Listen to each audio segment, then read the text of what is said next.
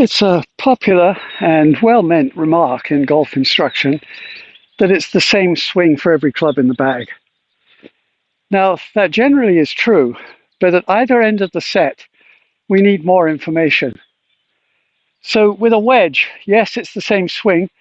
The ball is, of course, nearer to your feet, more near the center of your stance, even occasionally to the right.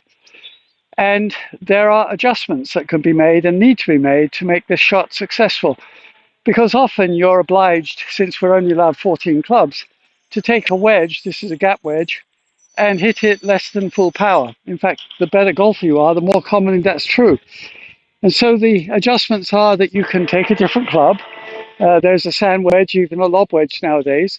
Grip down the club, open the club face, and of course swing slower. Those are the principal dials. And it's very important not to believe that you have to hit down hard on this ball. Harry Vardon 100 years ago advocated looking at the grass that peeked out to the side of the ball and brushing that. And yes, he was using wooden shafts, but he wasn't wrong. He won 6 British Opens. So I've got the club slightly shorter, slightly open, ball back a little bit. And then and only then, if you can do it at half speed, is it the same swing.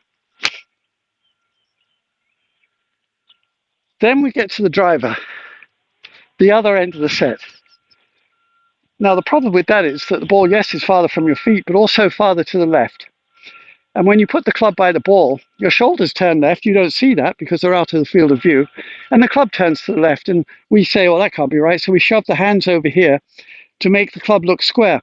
Well, now the shoulders are directing the swing to the left. And relative to the shoulders, that ball is opposite my right shoulder, which means it's a down blow with an open club face. That's disastrous with a driver. So we double the bias, as I call it, with the driver.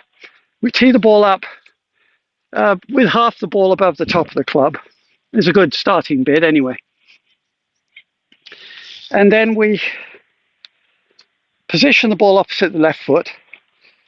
Bias, extend and bias, rectify the club, and that's very important with the driver because the shaft should be looking at your middle.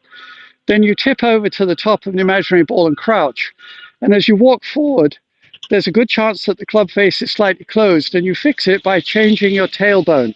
Your tailbone swivels subtly around to your right heel. It's your legs which maintain your stability and the angle of attack.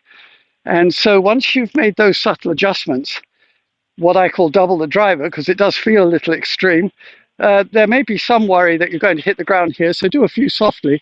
But if you can stay in that shape as you waggle, and more importantly as you swing back, then you've got a chance of hitting a climbing draw.